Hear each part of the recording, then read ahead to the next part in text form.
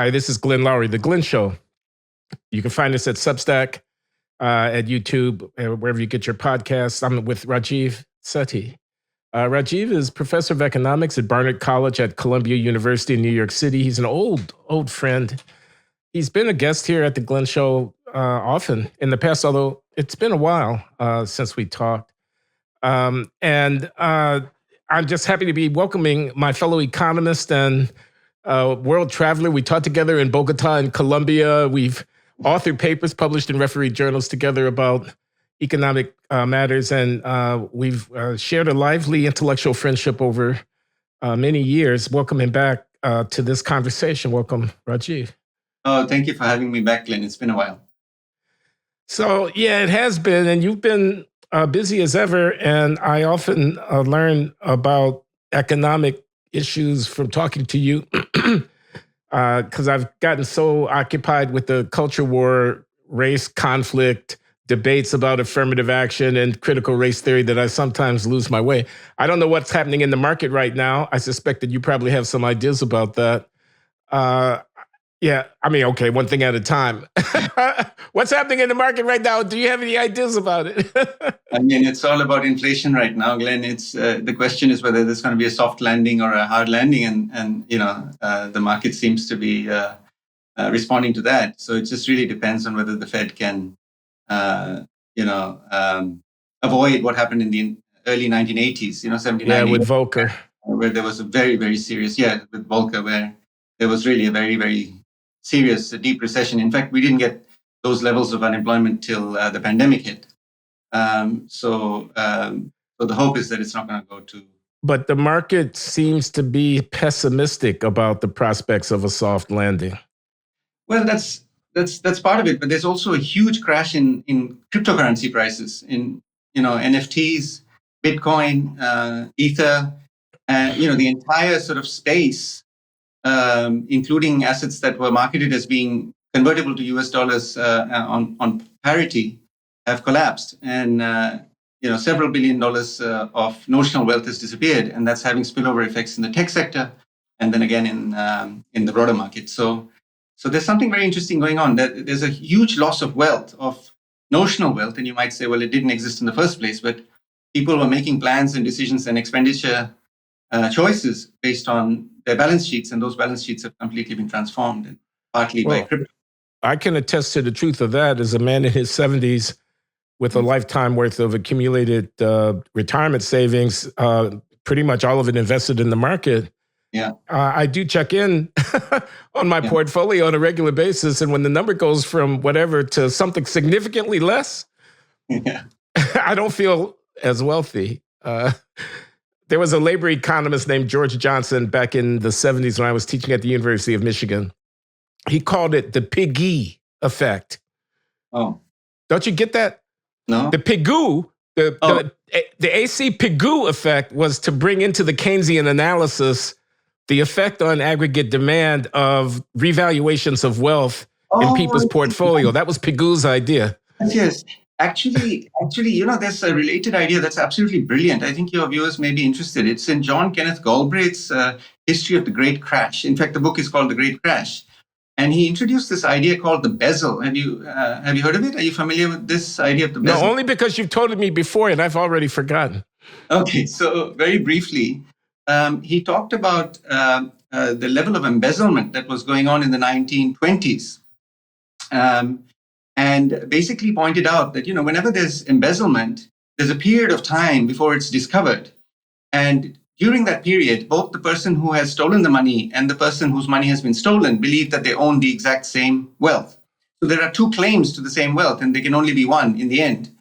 But for that period of time, people are making spending plans based on wealth that only one of them can ultimately possess.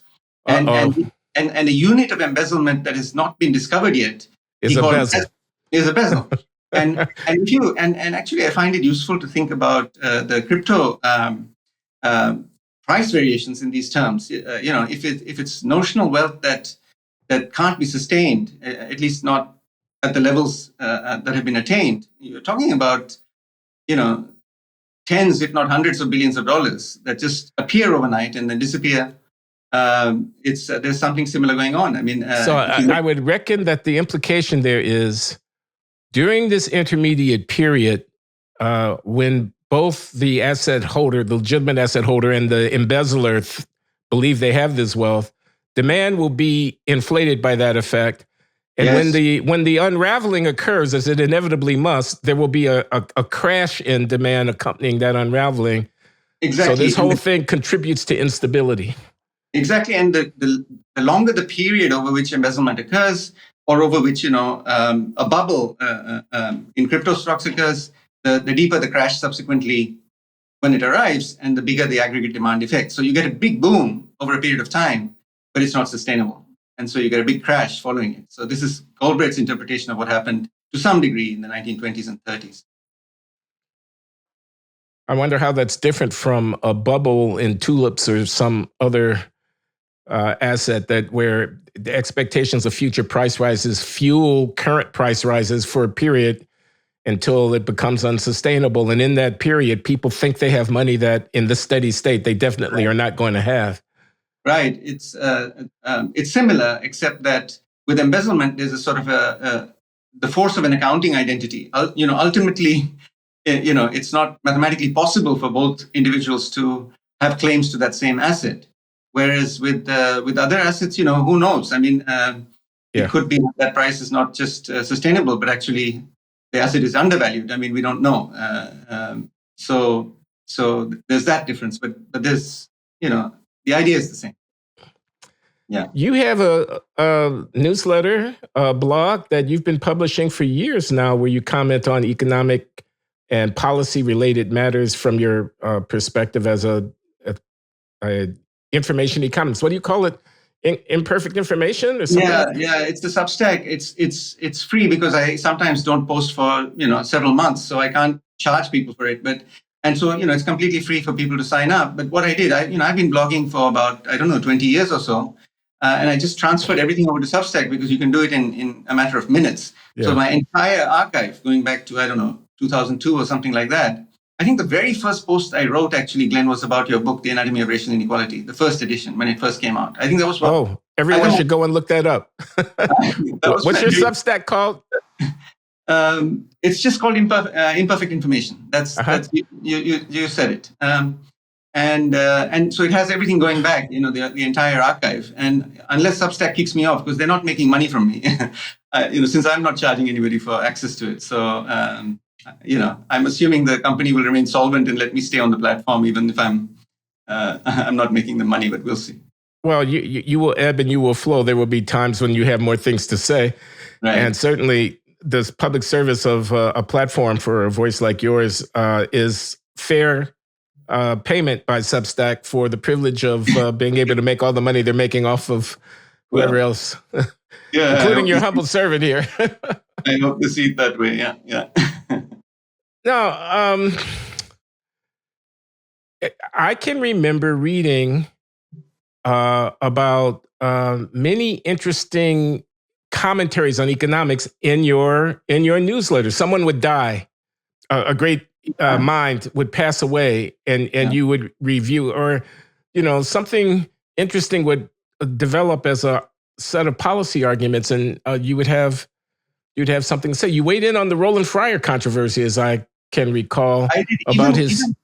Yes. Go ahead. Sorry, Glenn, I didn't mean to interrupt. But even before Roland's paper got a lot of publicity in the New York Times, about a year earlier, Sendhil Mullainathan had written something there with which I took issue. I just thought that the conclusions didn't follow from the reasoning. This, by the way, I want the listener to know, is on the question of whether police violence against African Americans reflected racial discrimination in the treatment of people, and what was the evidence for and against that proposition. So you were skeptical of some people's skepticism about the claim that the police were racist. Yeah. So in a nutshell, Sendhil had written this article in 2015, basically saying, look, if you compare the likelihood of being arrested versus the likelihood of being killed, being exposed to lethal force by police, they're roughly comparable, about 30% each for African Americans in the United States. And from this, he concluded that while there may be bias in the initiation of contact, the evidence for bias in in the exercise of lethal force conditional on a contact, once a contact had been initiated, was limited. In fact, he argued quite explicitly that he didn't think there was bias in lethal force once the contact had been initiated. And this is what Dan and I in our book called the contact hypothesis, that basically the likelihood that a contact will develop into a deadly force incident is not that different by race of civilian. So this was the argument he made. And the problem with this argument, or at least the problem that I felt existed with this argument, was that the qualitative nature of contacts was different. So basically, if it were the case that there were bias in the initiation of contacts, and I mentioned a few examples, or Dan and I mentioned a few examples in our book. For example, the Gates arrest, or the arrest of Sandra Bland, or the Philadelphia Starbucks arrests. I think it was Rashawn Nelson and Dante Washington. If these arrests, I mean, just suppose it were true that these arrests would not have occurred had those civilians been white, then the arrest pool is inflated in a way that makes it larger, but not only larger, but systematically less dangerous for police, because these folks are not a danger to police. And so this is a theoretical observation, and you don't actually have any evidence relevant to the question of whether contact behavior police is different by race. No, it's anecdotal evidence. It's evidence. It's not statistical. Well, Sandra Bland and company are just cases. They don't constitute any systematic survey of the interaction between police and citizens. No, that is correct, Glenn. But even Rowland's paper, which you mentioned a while ago, cites evidence, both new evidence and surveys old evidence, that there are biases in non-lethal force. So that's force, not contact. I was making a very specific point about Agreed. Your rebuttal of Sindel, and it's just saying that he doesn't know whether or not the contact process is racially biased, and if it is, as some of these anecdotes may suggest to us, it is. Then his conclusion is not valid. Correct. My response to Sindel was a theoretical argument, basically pointing out that there's an implicit premise in his reasoning. Yeah. That ought to be made explicit and investigated. That premise is also present in Roland's Houston study, as James Heckman and Steve Derloff have pointed out in one of their commentaries. Exactly. I should just mention, your book is called Shadows of Doubt, Stereotypes, Crime, and the Pursuit of Justice, published in 2019 by Harvard University Press. Yes. And it's a major contribution to the literature on applying social analysis, economic analysis, information, theoretic insight to the grappling with the problem of crime and punishment in American cities. I think everyone should be aware of this important book. Thank you. Thank you, Glenn. You have a blurb on it, and so you've read it cover to cover, and yes, I appreciate. And have caught it and have watched students' eyes open when I put things before them, like this beautiful burglar paradox of Thomas Schelling's that you draw on, strategic analysis of the encounters between people who might be armed and capable of inflicting bodily harm upon one another, when the insights deriving therefrom may help to explain some of the outsized racial differences in the frequency of violent offenses that are being committed within Black and non-Black communities. Do you agree? Yes, Glenn, that's right. It offers a non-essentialist account of what we see in the data. That was my goal with Dan in this book, because a lot of people point out to these statistics with regard to homicide, with regard to robbery, and so on, and have an essentialist picture in mind. And you and I are economists, Glenn, so we tend to look at incentives and start with the position, what you called an axiom of anti-essentialism in your Du Bois lectures, and ask, were the incentives different? Would people act differently? Can one think about the incentives people are facing, including strategic incentives, which you just alluded to, and explain what one sees in the data. And actually, I don't know if you had a chance to listen to it, but just last week I was on Barry Weiss's podcast with David French, discussing gun violence, and really, if you'd like, we can get into this issue too. But it's very much related to the analysis of homicide in our paper, because if you have these kind of encounters and people are armed, especially if a lot of guns are flowing into the neighborhood, trafficked guns, straw purchase guns, lost and stolen guns, then you're going to end up with very high rates of homicide. And some of the policies that are proposed, like for example, banning high capacity magazines or the long guns, the so-called assault weapons, having background checks and red flag logs, will not do much for these rates of homicide. And in fact, I'll stop talking in a second, but I just want to remind you of a point you made in a recent conversation with John McWhorter, where you said actually that the mass shootings like Uvalde and Buffalo and others that we've seen recently, they rightly attract a lot of public attention. They animate our politicians for a while. There may well be an agreement now on gun reform, but they are a very small proportion of total homicides. You have about 500 people who are killed as a result of mass shootings in the US annually, and about 19,000 who are killed overall. So you're talking about 3% or so. And I think it's, so I compare it in a post I wrote recently on the Substack you mentioned, to airplane crashes versus automobile accidents, so traffic deaths. The airplane crashes are, much more salient. They attract a lot of attention, but they are responsible for far fewer transportation deaths. But we should use the conversation that's been started as a result of Uvalde and Buffalo to address homicide more generally and more broadly. Because if we don't, it's a missed opportunity. And you and I both, care deeply about this issue, and we don't want this conversation to be focused on only on the kinds of policies that will operate. A cynic, a cynic in me might say that, your analogy is interesting. Most transportation-related deaths are from automobile crashes. Very few, relatively speaking, are from airline crashes. And yet the day in, day out carnage of death on the roadways goes almost unremarked. Yeah. And if a plane goes down somewhere, it will have the nation's attention for days. Yeah.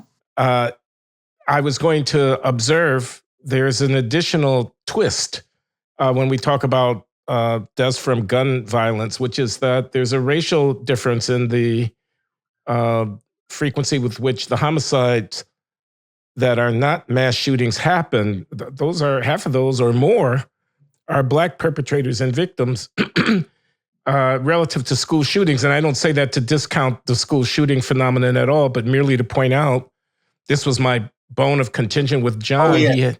He had invoked, he said, this is like segregation. We have a moral stain. And I said, well, it's not exactly like segregation. I mean, let's break down exactly what's going on. And if you wanted to make a racial issue out of gun shootings, out of murder and homicide by guns, it would be a very different discussion than about schools. It would be about day in, day out street violence in American cities. Yes, in fact, that's right. And that is the more important point. So you made both points, both the point about scale and the point about demographics of the victims. And both points are important, but the latter point, which you just highlighted, is in fact the more important. Yes, I agree. I have a chance to listen to your interview with Barry and David French, and I want to hear about it. But I want to ask you a preliminary question because, of course, I agree. You cited my The Anatomy of Racial Inequality, my 2002 book, where I posit, let's have an argument about racial inequality in which we assume, we tie our hands and we eschew at the outset any essentialist argument. Right. Blacks are different in a fundamental way. The question I want to ask is about culture and whether or not, A, you think that kind of language is useful in describing and understanding this phenomenon of racial disparity in interaction with police, with criminal participation, with violence and so on. And B, whether or not you think the use of the culture argument in any way, shape, or form violates the anti-essentialism axiom. What an interesting and important question, Glenn. I hope we can spend a few minutes on this. This is fundamental because you have been talking about culture forcefully and repeatedly over the last few months or years. You have all your career, but in particular in public. And my answer would be this. So I would start with actually your work in another domain, your work with Han-Ming Fang, where you actually looked at culture based on incentives. Why do particular cultural traits get entrenched in a particular community? And you analyzed it in an entirely anti-essentialist manner, I would say. If you can try to understand culture, through this anti-essentialist lens, then to me, culture ought to be part of the conversation. It's legitimate to discuss it. It is not a violation of the axiom of anti-essentialism to discuss it. But unless one keeps in mind that culture is itself endogenous, to use an expression from economics, that culture itself doesn't come out of nowhere. It's not genetically programmed into us. Culture itself responds to incentives, and it develops in relation to the kind of conditions and circumstances that people find themselves in. Sometimes one loses sight of this. There's a foundation to culture, and if one loses sight of it, then the talk of culture starts to sound as if it is violating the axiom of anti-essentialism. And I wonder sometimes whether you feel your listeners need to be reminded from time to time that culture is not entirely something that we are born with. Culture develops, and certain practices get entrenched partly because of the conditions and incentives and constraints that people face. And your work with Han-Ming Fang made a frontal attack on this question. It's exactly addressing this question. In answer to your question, yes, I do think my audience sometimes needs to be reminded, and I think I may not be as mindful of the need to remind them as I should be, of the need to preface every reference to cultural patterns. I mean, one thinks about marital and childbearing behavior and single-parent families and things of this kind as another arena in which you could bring to bear an analytical lens that says, yes, people have preferences or utility functions inclining them to behave in this way or that, but those orientations and attitudes and assessments and values are themselves the product of the social situation in which they find themselves. And so taking it as if it were just a given, that's how they are, and then using that both as an explanation, but also as an ethical justification for indifference and neglect. That's how they are. There's nothing that I can be doing about it. I'm not responsible for it. Yeah. That's how they are. I'm not responsible for it. So let me just explain briefly what Han-Ming Fang is an economist at the University of Pennsylvania, and he and I have written some papers together basically around the idea dysfunctional identities can be rational. And what we do is create a theoretical world in which we show that if people have an opportunity to adopt their culture, their orientation, before they then engage in some activity and they are interacting with each other strategically, it may be an equilibrium, a consistent, stable pattern of mutually reinforcing behavior for them to adopt patterns of behavior, which when viewed from the outside would appear to be dysfunctional. Right. And we try to formalize that idea in a simple theoretical framework by way of making the point that you can talk about culture because it does seem, at least as a first order matter, to be an important part of the explanation of the phenomenon, but B, not impute an intrinsic deficiency to the people who may be exhibiting dysfunctional cultural patterns. Well put, Glenn. And I would also point out that your essay, I believe, in the Cato Journal on incarceration, I can't remember now, I believe that there was a series of commentaries on it. There, you talked also about crime and incarceration and argued that it's a mistake to view this as a communal problem. It's an American problem because we collectively create the conditions under which certain types of actions are compelling to some people and not to others. And that's reflective of the idea that that we jointly create each other's culture. If we are part of the same society, if we are Americans, we are collectively creating and recreating even the subcultures among us, because these cultures are not independent; they're not on islands. And there's a line in that essay. Now I can't quote it chapter and verse because it's been a while since I read it. But you talk about our responsibility for the choices that appear compelling to somebody else, even if we may disapprove of those actions. Choices which we must condemn. They're nevertheless compelling to the person making the choice. Yes. And the structure in which that person is embedded, for which we have some responsibility, exactly. Is directly implicated in their behavior. Exactly right. And in fact, if people don't want to go and look at the mathematics of your work with Han Min Fang, this may be a good place to also, That's in Cato Unbound. Cato Unbound is a web journal. And why are so many blacks in prison or something like that is the title of this symposium where I was facing off against James Q. Wilson. That's right. The late great political scientist, John Lott, the right of center, numbers intensive and highly controversial pro open carry economist, John Lott. He must keep you up at night trying to refute his stuff. The thing is that this particular point that we've just discussed, I think, was essentially neglected in the responses to your essay.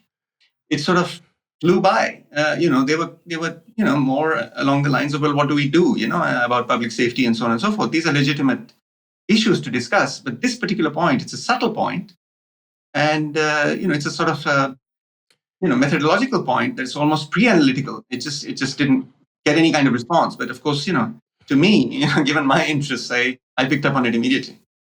If I see misbehaving people in a certain ethnic community in an enclave somewhere, let them be blacks in some urban ghetto in some city, but they could be others. They could be Latino, or they could be Irish working class youth of a different time, or or people coming across the border, trying to get across the Rio Grande, for example. And I take this as if this were as you say, communal failure. It's a communal disgrace. Look at how those people are. Yeah. When in fact, it's a national failure, and it's a national disgrace because we're entailed in even their own, misshapen, counterproductive, self-destructive patterns. We are entailed in that in a way. And this is, as Josh Cohen, the philosopher, has taught me, really, this is about responsibility, which is a moral question. It's not a social scientific question. It's an ethical question. To say, I wash my hands of it. I have nothing to do with it. That's them. What are those people doing to my country? Right. Is to take oneself out of the realm of being responsible for what has happened, when in fact, indirectly, you may well be responsible and implicated. Right. And the lesson is not that one ought to ignore the conditions or the behavior, or that we ought to do nothing about it. We ought to try to understand it, try to address it, try to deal with it. And, maybe James Q. Wilson had, solutions that we may want to endorse or not endorse, but one ought to recognize that it's, you can't separate yourself from people with whom you share a society, ultimately, if you're a humanist. Jim Wilson is dead. He's not here to speak to this. My guess is that he'd say the programs that I think might be helpful, sending nurses home with indigent mothers from the hospital to help to tutor them about how to take care of their children. He would point to penalties to disincentivize, to create a disincentive for certain kinds of behavior, criminal behavior and violence and whatnot. He would call for moral education. I mean, he had a book called The Moral Sense, in which he extolled the significance of the realm of values. But I think he would basically say, I don't know what to do. I mean, I throw my hands up. I mean, I can't remake the black family. I wish that I could. You won't even let me talk about the stuff. Yeah. Some of the most intimate stuff, because it's verboten, it's politically incorrect. And he throw his hands up. I just, I do think I do think one needs to talk about things, but at the same time, um, like I said about the issue of culture and endogeneity and essentialism, it's also good to talk about them in a way that is precise and clear and makes one's values and commitments transparent. But so I Have mean, you I'm seen? not I just want testimony. to ask you something about the general discussion of racial inequality issues in the country since the publication of your book. These last 2-3 years, um, the fervor around Black Lives Matter has reached fever pitch in 2000 with the killing of George Floyd, and has since, it seems, ebbed. We're starting to see some political pushback against the progressive DAs in one place or another. There's grumbling and some signs of a shifting tide. And I'm wondering if you think that's a good thing, or how you're processing the we may have reached a kind of peak anti-racism wokeness, and we may be in retreat from some of those more intense affirmations of the diversity, equity, and inclusion. The Supreme Court, I don't know again what you would say, but I would bet money that they're going to significantly undercut racial affirmative action in the decision that they'll be coming to in the fall.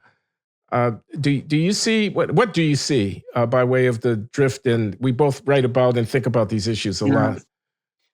Well, as you know, I'm a great admirer of your work on self-censorship. At your conference in your honor last month, I spoke about this paper, and certainly you can see a lot of that playing out on campuses and in communities. In terms of discussion of issues, where people are very guarded in what they feel that they can say and talk about, and so there is that. There's no question.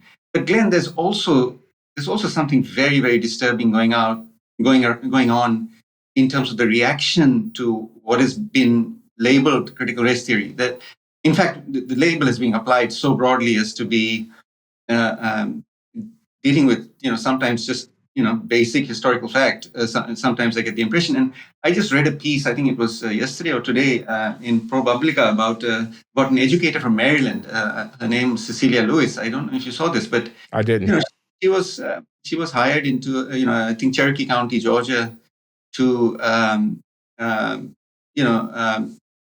by the school district, and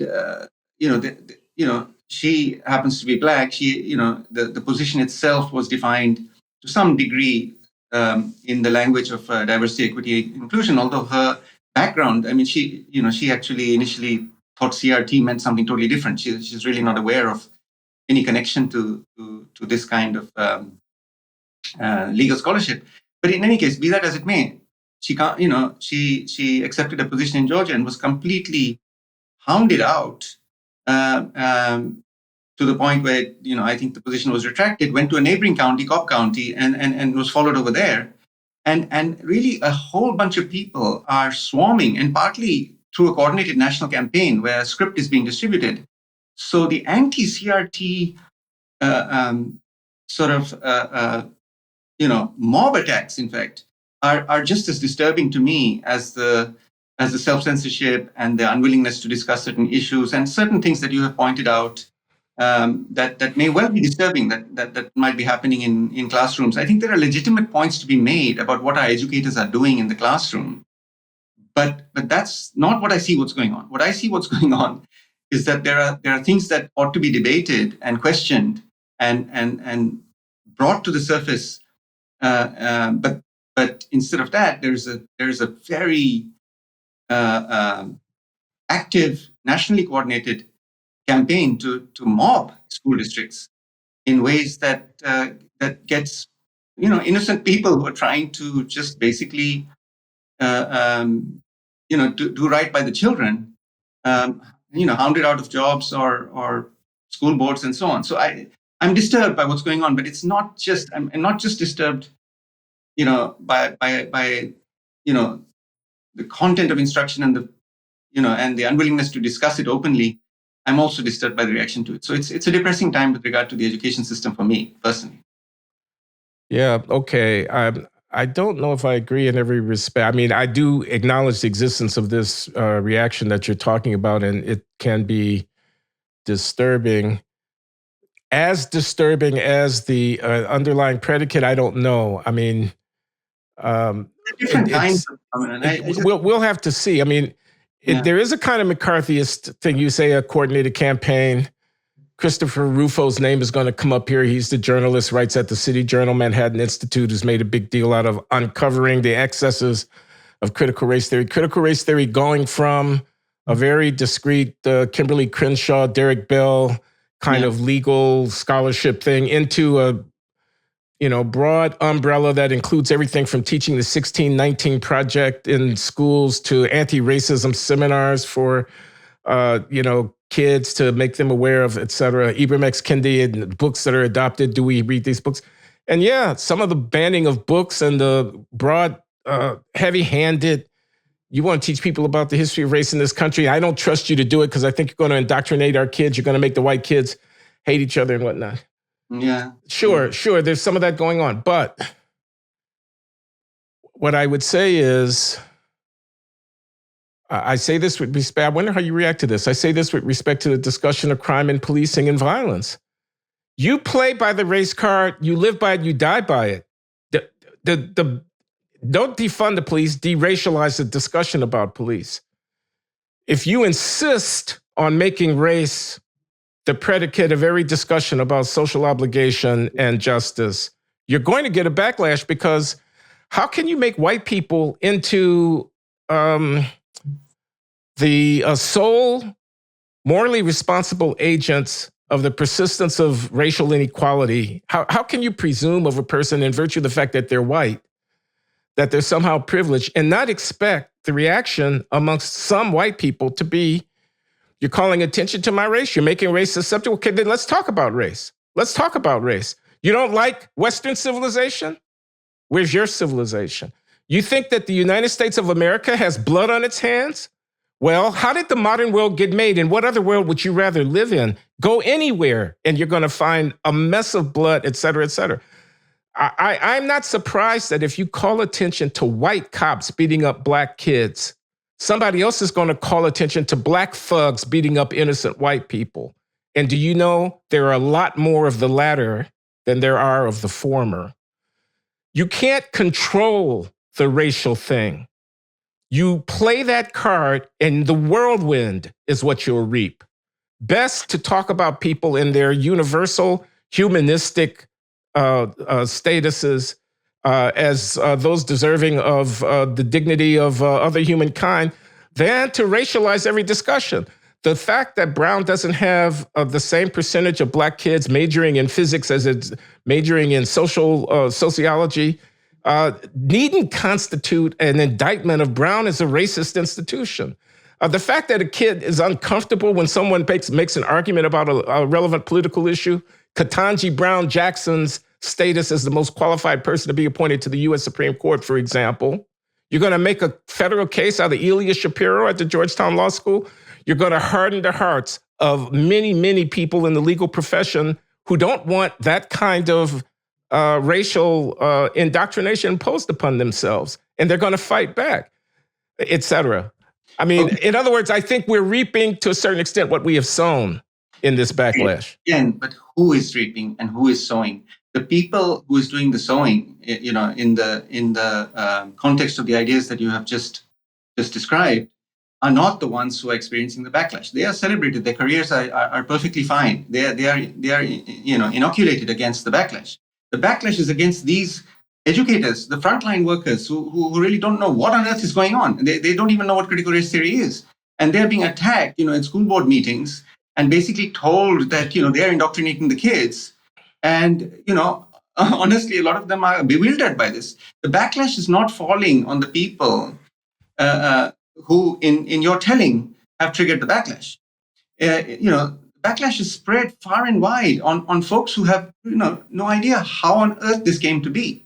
So I think it's not reaping and sowing. You were just at Barry Weiss's Common Sense Substack. Yeah, I was. So you have followed, I assume, her reporting on what is going on in American K through 12 education, especially not only her personally, but her column, especially in the elite schools in New York City where parents have been in revolt. Some parents, so-called conservative parents, because these are not McCarthyite fascists who are trying to,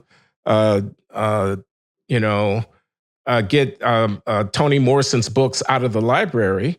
Yeah, These are people who object when a teacher says, I want to show Glenn Loury and John McWhorter and Roland Fryer's work to my students to counteract Nicole Hannah-Jones, The Balance, and Ibram X. Kendi and Ta-Nehisi Coates, and are told by the headmaster, no, you can't do that because then the kids will be, et cetera. And I'm sorry for the personal reference, but I do take it personally. I take it personally that Clarence Thomas,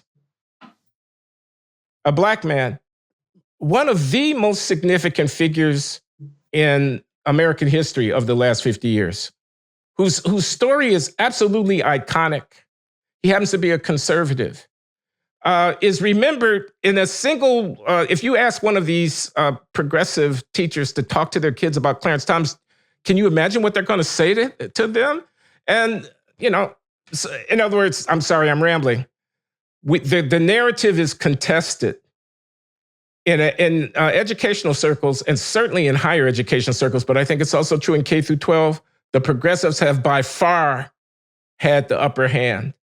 The backlash is calling to account people who have abused their power to enforce a particular way of looking at these racial issues on these kids. And it's fair ground. That's where I'm going with this. Let's fight it out. It's fair ground. There's no question that in some schools, especially elite private schools, yes, it's fair ground. But this has gone way beyond that. And I would urge you and others to read this ProPublica report on the Cobb County and Cherokee County, I will. Georgia, where the extraordinary level of malice directed towards somebody who was completely undeserving. It's just a case. You talked earlier about anecdotal evidence versus statistical evidence. I will. Yes, but it's deeply researched. And okay, maybe there is an agenda there. Maybe there's a bias there in the reporting. But I believe that focusing on the sort of elite Manhattan institutions where certain changes to curricula may have unsettled parents in a way that's entirely justified, and where the pushback is itself justified, is I think focusing on too narrow a range of phenomena. That this backlash goes way beyond that into just about it's the folks who are generally centrist, maybe right of center, left of center, doing their jobs as educationists, and they've got some there are darts being thrown that are hitting people who are really undeserving, way beyond the elite Manhattan school cultures. These are very I'm sure that it's the phenomena you're describing is accurate. I just don't think that's really all that widespread, and where the backlash is coming is not discriminating or not distinguishing between where it's deserved and where it's not. So that's what I'd say about it. You and I disagree about the 1619 project, don't we? I'm mentioning the 1619 project. We do. So for me, so let me tell you where I stand on that. I think it's good for us to talk about that a little bit. Okay. I'm American. I mean, I'm a naturalized American. I'm very happy to be so. But I was born in India, as you know. I was there till the age of 11.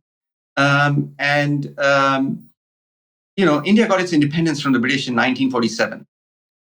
So as a republic, it's been in existence for less than a century. It's to think of Indian society or Indian culture or somehow Indian identity as dating back to 1947 when we got independence from the British would be actually absurd. When one thinks of Indian culture and Indian society, people go back millennia, 3,000 years or so. There's a society that's existing, and there is a transition to independence at some point. To me, the American transition to independence is, at least in some respects, similar. There's a society that exists. It's been functioning. And folks, the founding fathers themselves are products of that society. And then you get independence, and the society continues and changes direction in a very substantial way that is absolutely pioneering. I mean, the American experiment, the constitutional democracy, the way in which religion was taken out of the domain of the state. I mean, there are remarkable things. I revere the Constitution. I really do. The Bill of Rights in particular, and I don't deny that it is a world historic document. It predates the French Revolution, and it is something that is really significant in human history. That said, there are a couple of centuries of existence of American society, which wasn't called American society necessarily, or didn't see itself as a society necessarily in the same way. And really, to me, the flavor of the 1619, the fundamental truth that is coming out of this is that we really ought not to think of our nation's founding as being tied to the change in direction that was taken in 1776. It would be absurd to think of India as being founded in 1947. It wouldn't make any sense. Although it's a very, very important event in Indian history, and the Indian Constitution and so on was adopted around that time. So that's how I look at it. So to me, I would just interject. It depends on what you mean by founding. I mean, founding doesn't have to exclude a it could be the embodiment of certain institutions, the establishment of certain legal arrangements could be what one meant by founding, without having to exclude the fact that there had been an enterprise ongoing before the period 1786 to 1787. Yeah, I agree. I just think that there are various breaks in American history. Well, I mean, the founding fathers were hypocrites. The words that the noble words of the Declaration and of the preamble to the Constitution and so forth were false when they were written, and it's taken Black people these 200 and some years in order to make them true. I mean, that's more than simply saying there existed a society prior to the Thomas Jefferson and Benjamin Franklin and company. Agreed. I mean, there are definitely claims on which the critics have focused, where the criticisms have merit. That said, so there's an essay. Trying to think now, is it Ralph Ellison in Time magazine, 1970? Can I quickly look it up? Sure. Let me just see, because it's an extraordinary essay. You're speaking to the man who says the case for Black patriotism. That's one of my recent popular articles. So, the question is, what kind of patriotism, I suppose? Yeah, but basically, there's an essay. I think it is was 1917 Time magazine. I'm just looking it up right now. Yeah, that's right. What America Would Be Like Without Blacks is the title of the essay. And forget about the 1619 project. Let's just focus on this essay. Okay. It is absolutely mind-blowing. It is a beautiful, beautiful essay. And, I wish, people would read that before discussing the 1619 project because it provides an extraordinary context. So what it does is it describes, America, the American language, the American culture, the American creed, the language of Mark Twain, the influence on the writers regarding the Civil War, and so on and so forth, and the vernacular. And, it's mostly about literature because it's Ellison. But the point he makes is that there's something very distinctly American about this that is really not European. That is something that is not, in the sense that one doesn't think of jazz as a European music. Jazz we think of as yeah, I get it. Having African American, it's associated with African Americans, but even things that are associated with America, the Hemingway or Mark Twain or so on, are fundamentally infused with the Black experience in America in ways that make us a very, very hybrid culture. I don't actually personally, I mean, people might think this is absurd, but I don't think of America actually as being a Western country. It's, I really think of it as being something, unique actually, in having, Western and non-Western elements. But Ellison's essay, to me, expresses, I think, something that if one looks charitably at the 1619 project, Okay. It's really something similar. We should mention Albert Murray here as well, the Omni-Americans, and he was a contemporary of Ellison and a good friend of his. But yeah, that the United States, the American culture is a unique hybrid created in the interaction between European and African. It is. And it's actually elements. It's a humanist view. It's not divisive, actually. And I do think that some of the 1619 Project does come across as divisive, actually. But what Ellison is trying to do here, it seems to me, is to actually say that, look, white Americans are a long, long way away from Europeans. They are really, really different. And why are they different? It's because, the history has been so closely entwined with the fact that, you have shared a society with people who don't have European origins. And that something has been created that is actually fundamentally different and new. So we'll link to this essay in the description of this post. I think it's worth reading. So if one, I think that there are echoes of this in the 1619 Project, but it comes across in a more divisive way than it needed to, I would say. But anyway, we could debate that. Why don't we talk about guns to close out here? Because your observations about in the wake of the Uvalde, Texas school shooting and that market in Buffalo mass shooting with automatic heavy weapons by mentally deranged young people who have access to these weapons. And then the national debate that has ensued about that with calls for sensible gun control, the President Biden making speeches to this effect and other activists demonstrating to demand that something be done, and the development of legislation in the Congress around this issue. Do you want to talk a little bit about what's going on and what your thinking is? Yeah. I would love to, Glenn, because it will bring us back to our discussion of homicide, that we started off with, in a way that sort of completes the circle. So the legislation that's being discussed, it was announced by, is it Chris Murphy, I think, and John Cornyn, but there are a whole bunch of people involved with these discussions, and they've come up with a framework for legislation that looks like it's going to take shape. And basically, the elements of that.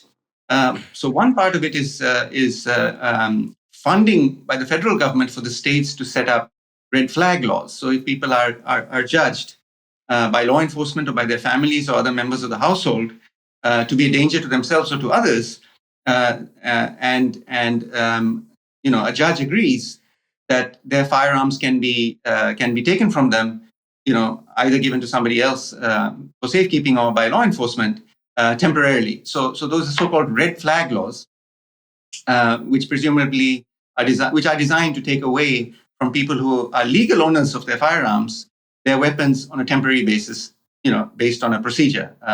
So it's funding for this from the federal government for the states to do this. This would have an impact on suicide rates, firearm suicide, I believe, because people in distress, might be flagged and lose access to their guns temporarily over a period in which they may have used them on themselves. And in some cases, mass shootings. It might have an impact on mass shootings also if people are flagged as being a danger to others, if they've been identified in that way. Another piece of this legislation has to do with people who are 18 to 21 years old, who can buy long guns, shotguns and rifles right now, whereas the age for handguns is 21. Those people will have more a more detailed background check, more enhanced interrogation of their prior record, including juvenile records, and have to wait. They wouldn't be able to instantaneously acquire firearms. So that's another piece of this legislation. Another piece of this legislation, the framework rather, is the closure of the so-called boyfriend loophole, where people who have been convicted of domestic violence, who were married to the victim, or who were cohabiting, or who had a child with the victim, are currently prevented from acquiring firearms, and this would then extend to partners, intimate partners, who were not necessarily married or cohabiting with the victim. So it's an extension of the basic existing law to cover, boyfriends or other intimate partners. Now, there's also some, federal legislation with regard to straw purchases and with regard to gun trafficking. And this is, this is the one that links most closely to the bulk of homicides. We talked about the homicides, that have attracted attention, Uvalde and Buffalo, as being about 3% of total killings in the U.S. annually. These mass shootings, a lot of the homicides, the rest of the 19,000, involve lost and stolen weapons. They involve straw purchases, where people will buy on behalf of somebody else, and they involve trafficking. And I think this legislation will do some good, but it will not do much good, unless one can really do something about straw purchasing and trafficking. And just having legislation to this effect with criminal penalties may or may not have an impact. I don't know. But what I was talking to with Barry Weiss and David French on Barry's podcast was to say, basically, if you have legal gun owners, so I think you'll enjoy the discussion, because I feel that people who would like a very muscular, strong gun policy in the United States don't really take into account adequately the fact that the Second Amendment is not just in existence and constrains legislators, but it's actually very deeply popular, in large segments of American society, and is very much tied to people's identity, actually. And so the idea of having an Australia type policy where you have massive gun buybacks and you ban the sales of certain types of weapons is just not feasible. So I've been trying to think of what's feasible and what will actually have an impact on homicides in the US. And you got to stop this flow of guns from people who have purchased them legally with a background check possibly, but which end up flowing into cities and end up causing so much mayhem when escalating disputes get violent. And the kinds of things that I was thinking about, I don't know what you would think of this, is incentives to basically prevent guns from being used if they don't belong to the legal owner. This to me would do the greatest good, would be if guns could not be used by their legal owners, could not be used by other than their legal owners, the way that your phone cannot be used if it's taken. Now, how might one do that? So some states have got safe storage laws, that where you're required to store your gun in a way that's safe, in a safe, for example, or with a locking device. But those seem to me to be largely unenforceable. I think one of the things that could make a massive difference, and is sadly missing from this legislation, would be if you had a reporting requirement. If your gun was lost or stolen, you have to report it. If you don't report it and that gun gets used in a crime somewhere, you are liable. That liability should be covered by mandatory insurance. And essentially, what that would do is it would create incentives for safe storage and for reporting a gun that is lost and stolen, and it would prevent you from buying a gun from somebody else and later pretending that it was just lost and stolen. It would prevent, if you have a red flag law that's implemented and somebody says, okay, we're going to take away your guns because you've been flagged, it would prevent you from saying, oh, I don't have it anymore, it's lost or stolen, because you'd have to report it at the time or within a certain period of time after it was lost or stolen. So things like that. I don't want to keep talking. I'd like to get your response, but basically to try to prevent the flow of firearms from those who are legal owners to, the places where they're illegally used. You have about 400,000 guns a year lost or stolen, Glenn, and only about 60% of those actually reported lost or stolen. What's happening to the remaining 40%? Either they are straw purchases in disguise, or they're genuinely lost or stolen, and people just simply have not bothered to report it, or maybe they're actually part of a trafficking network. What do we know about the status of guns that are actually used in homicides? So there are homicides, yeah, and there's suicides. Yeah. I assume that for the suicides, we know the weapon. I mean, we find the weapon at the site of the crime, and we know its origins and whatnot. But what about homicides? Are those mostly being committed by people who did not acquire the weapon in a legal manner? I don't know what mostly, but significantly, yes. About a third of guns that are recovered at crime scenes were originally lost or stolen. And And Wow. that, I think that would be an underestimate. So I don't know if it's the majority, but it's certainly a significant minority. I mean, just imagine what would happen, So if people. liability, that means if my gun is stolen and I don't report it, it's subsequently used in a crime. I'm now subject to being sued by for the by the victim. By the victim. by the victim, which means that I would want to insure myself against that eventuality when I purchase the gun. Yeah. The insurance rate is going to reflect the insurer's anticipation of likely claims. Yes. I'm not, and what's the incentive now for me to report my? Oh, because then if it is used, I don't get a hit. Yeah, yeah, and actually, the insurance would change the price disparity between conventional weapon and what are called smart guns. Smart guns where you have biometric identification, just like your phone, or you have got radio communication with a bracelet or a watch, which prevents it being used if it's lost or stolen. You can have, you do exist. The technology exists for guns that simply can't be used or can't easily be used by people who are not the legal owners. It recognizes the palm print or the fingerprint. Yes, and then has a backup system because that's a failure point, right? If it's wet, sometimes you probably had the experience where your phone is not going to read your fingerprint if it's wet and so on. So you can have backup systems, so that you can use it in a hurry. And actually, when people say that, look, if I've got a gun for protection, I'd like to have the access to it immediately. I don't want to put it in a safe and it's going to go fumble with it if somebody breaks into my home. Fair enough. But with a smart gun, actually, you have immediate access to it, and you don't have to worry about it being lost and stolen and used in a crime, because it can't be, or it can't easily be. So these are the kinds of things that I'm trying to think about, precisely because of what you said to John McWhorter, which is that most homicides are not mass shootings. And let's try to solve this problem. Let's try to reduce the flow of guns into states, where they end up in the hands of folks who are not their legal owners. Well, this seems sensible. The NRA no doubt opposes such. I don't know. My reaction. I think the reaction that I've seen. Of course, there are folks who will object strenuously, but I don't know. I think that there's a sense among people who see themselves as responsible gun owners, to have policies that will somehow identify and punish irresponsible gun owners. So I don't know. I don't know. It's hard to say, but my focus, as we had at the beginning of this conversation, is on the 19,000 homicides, not on the 500.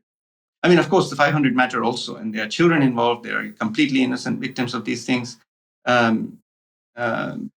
do you account for the order of magnitude difference in the relative frequency of homicide amongst African Americans as opposed to the society as a whole? This is a really big question, and I felt important that Dan and I address it in our book and in our prior work. Partly because it's so important to understand. The fact is out there, the statistics are out there, and it's really, really important to try to understand it in non-essentialist terms. So I'll tell you my interpretation of this.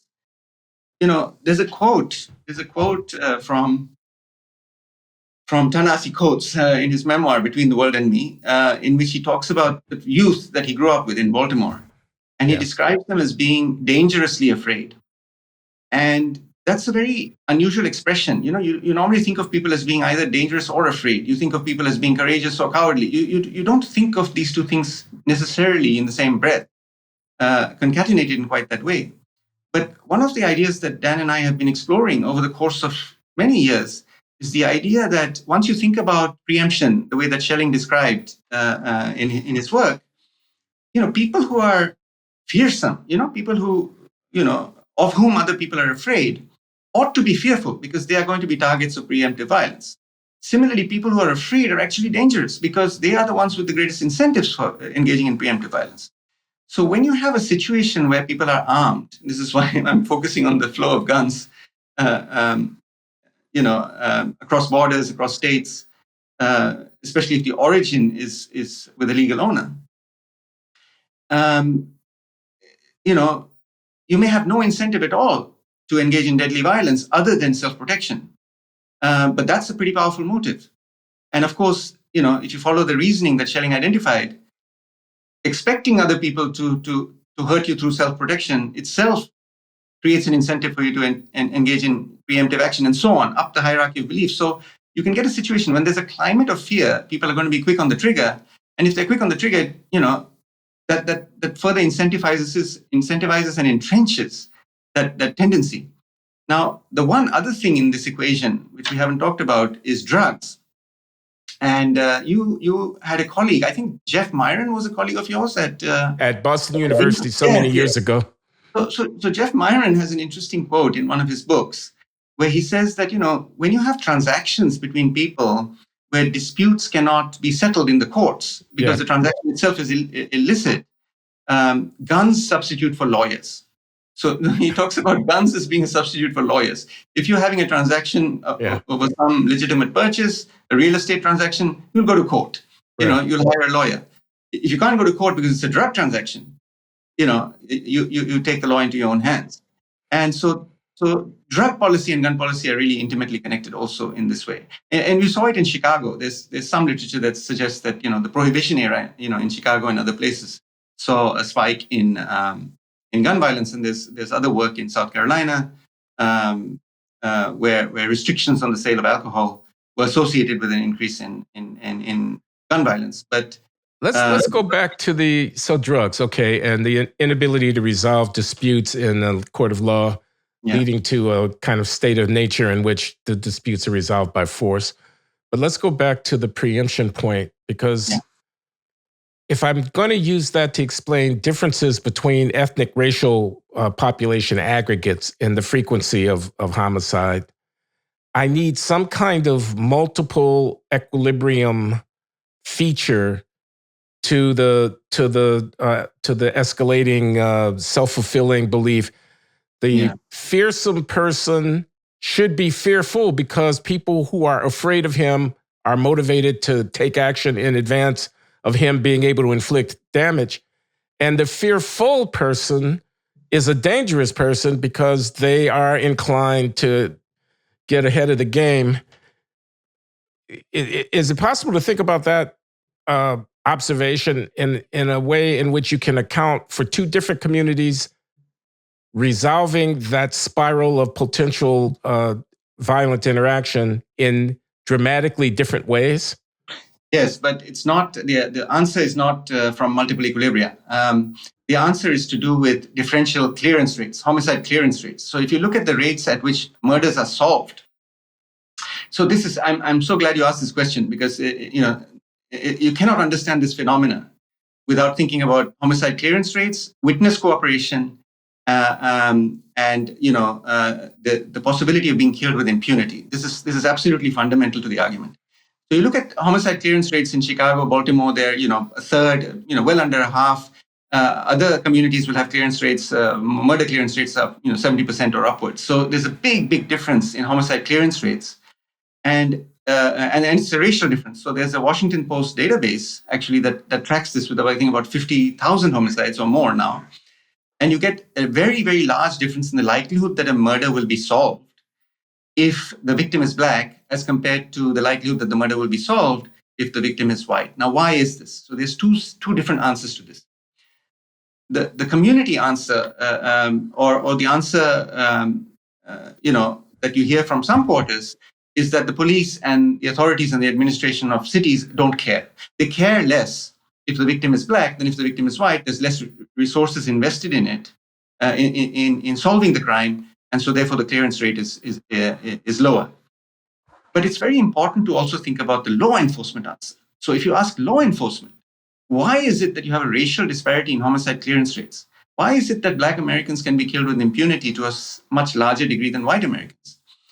The answer that you get from law enforcement, at least, that I have seen from, studies. We should mention Jill Leovi's book, Ghetto Side. It's a brilliant, which is a very close account of law enforcement interacting on homicide cases in Los Angeles, maybe 5 years ago or so, but it's a very important book. It's a very important book. But there are also studies from Los Angeles and other places that ask for a law enforcement response. Why is it that the clearance rate in community A is so much lower than community B? And the answer you get from law enforcement consistently is witness cooperation. You cannot solve a murder unless you get witness cooperation. And without the witness cooperation, you're going to have these kind of disparities, and people do not cooperate with us. If the victim is Black, it is quite likely that the witnesses will also be Black. They don't want to cooperate with us. This is the law enforcement view. And so therefore we cannot. We have obstacles, we have burdens that we don't face with white communities, where we get much more witness cooperation if there's a murder. Now, with regard to witness cooperation, why is there less witness cooperation? Here, again, you have got two narratives that are very, very different. One has to do with a sort of a general cultural ambivalence with regard to police and the anti-snitching norms, and just generally the idea that snitches get stitches and so on. So you have this, and one can look at it in cultural terms like you have described early in this conversation. One can think of that as a cultural trait. But there's another very basic fundamental reason why you might get less witness cooperation, is because of generalized aggression in police practices that are not related to homicide at all. So, for example, there was a Department of Justice investigation of the Ferguson Police Department after the killing of Michael Brown. Actually, there were two. There was one on the killing itself, and there was one on general police practices. And they actually told two very different stories. The one on police practices found extraordinarily abusive set of practices, where people were being treated like a piggy bank, for very minor offenses, getting fined, getting stopped, getting citations, and then having these things build up through additional fees and fines. So there was a lot of really aggravating set of practices to which people were subject. And given those conditions, nobody's going to want to come forward as a witness. You just avoid as much interaction as you can. And when that happens, the circle is closed. You've got, low witness cooperation, low homicide clearance rates, greater incentives for preemption, and you end up with high homicide rates. So, and guns, of course, amplify everything in this picture. That's roughly the kind of story that Dan and I tell in our book. And, it's a very difficult problem to solve, but I think that, I think that, the way we put it, and the way Jill Leovy puts it actually, is that, over-policing and under-protection go hand in hand. They're two sides of the same coin. You need to build trust, and you cannot build trust with generalized aggression. I mean, with respect to Ferguson, it was very clear, wasn't it, that second Justice Department report was a bone thrown to the progressive activists, given that the first report could not confirm the popular narrative that Michael Brown had been murdered by Darren Wilson. Why do you say that? I mean, why can't the two reports be seen? Well, I mean, for example, the finding that Blacks were disproportionately likely to be stopped for traffic violations doesn't prove that the police are racially discriminatory in the way in which they're treating people. It could be that the traffic flows through Ferguson, given the logistics, the organization of economic activity in the St. Louis suburban area, were disproportionately Black, because other Black communities were traveling through Ferguson in order to conduct their commerce. That's the other side that the Eric Holder account of that report would never mention. I mean, it wasn't just traffic. People sitting in their cars after basketball games. There were a lot of incidents. There's no mention of the rhetoric of the Black Lives Matter people and the Colin Kaepernick knee taking and the general anti-police attitude in certain quarters of Black progressive thought as being responsible for people not cooperating with the police. Snitches get stitches didn't come out of the fact that police departments were manhandling and mistreating Black people. It's so it seems to me. So and moreover, you don't need to postulate mistreatment by police departments of Black communities to get the effect that you're looking for, which is low levels of witness cooperation. That could simply be a consequence of the logic of the equilibrium. That is, I've got low cooperation, hence people can kill with impunity, hence witnesses think there's a very high chance that there'll be retaliation against them by criminals whom they testify against because the criminals think they can get away with the retaliation.